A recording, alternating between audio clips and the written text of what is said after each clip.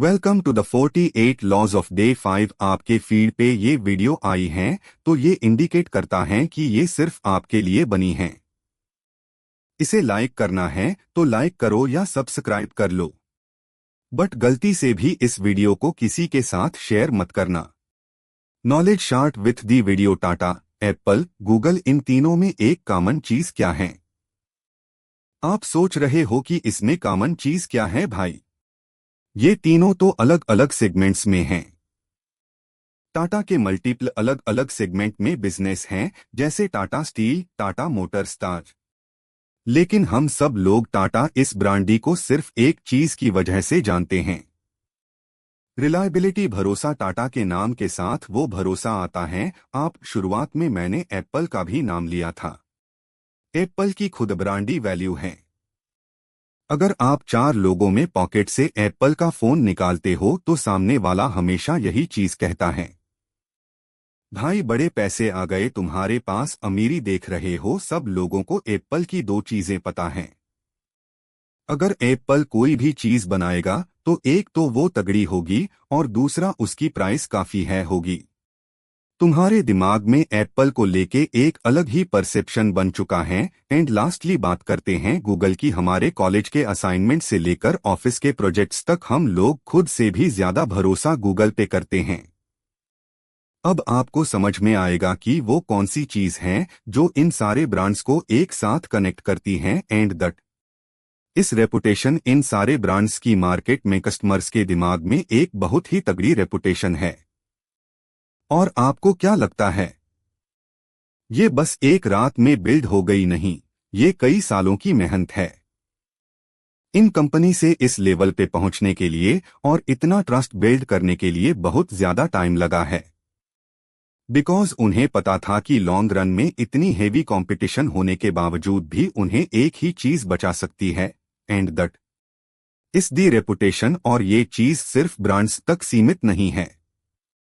कला के अगर आपको रतन टाटा सर या फिर मुकेश अंबानी जी ये कहे कि भाई इस स्टॉक पे पैसे लगा दे, बट मैं अपनी गारंटी के साथ तुझे ये कहता हूं कि अगले साल तक ये स्टॉक 100 गुना इंक्रीज होगा, तो क्या आप उसमें पैसे नहीं लगाओगे?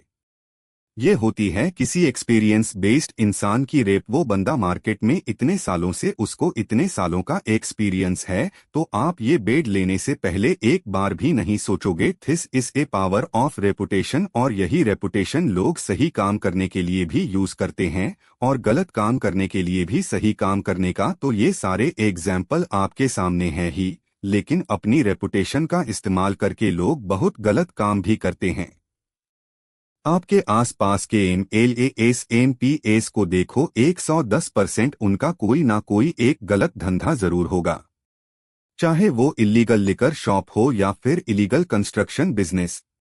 अपनी रेपुटेशन का और अपनी पावर का गलत यूज करते हैं। एंड अगर आप अपनी रेपुटेशन की इज्जत नहीं करोगे और उसका सही से यूज नहीं करोगे तो 110% आपका डाउनफॉल होने ही वाला है।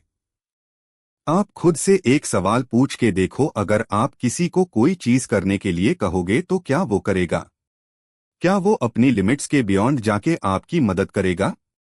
दुनिया में ऐसे बहुत कम लोग हैं जिनकी बातों की और जिनकी रेपुटेशन की वैल्यू है। और बाहर वालों को तो छोड़ ही दो, तुम्हारे खुद के घर वालों को तो तुम पे विश्वास नहीं है। जब भी आप उन्हें जाके कहते हो कि मेरे इतने बड़े बड़े सपने हैं, मुझे मर्सिडीज लेनी है, ऑडी लेनी है, BMW लेनी है, तो सामने से जवाब क्या आता है? ये बात भी इन दी इंटरप्रिटेशन पे आ जाती है।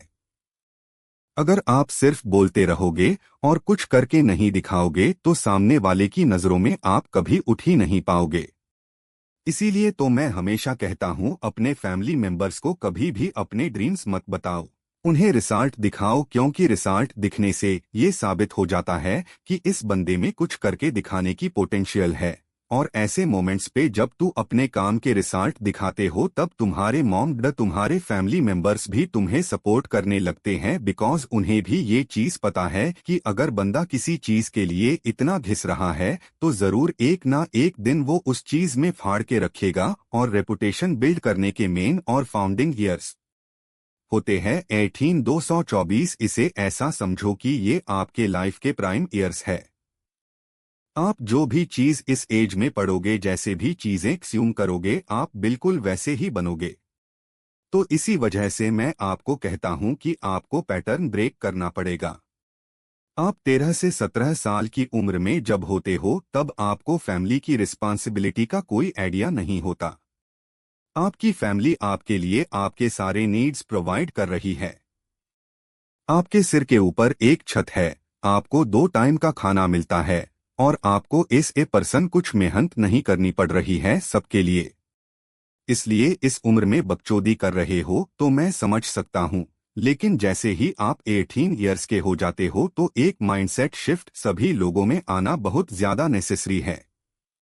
आपको खुद को समझना पड़ेगा कि वो बकचोदी करने वाले दिन चले गए।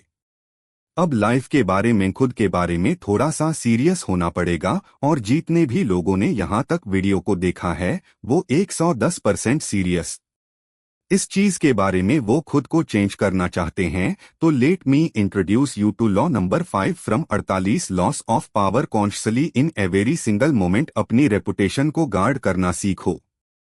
चलो जरा इस लॉ को डिटेल में ब्रेक डाउन करके समझते हैं।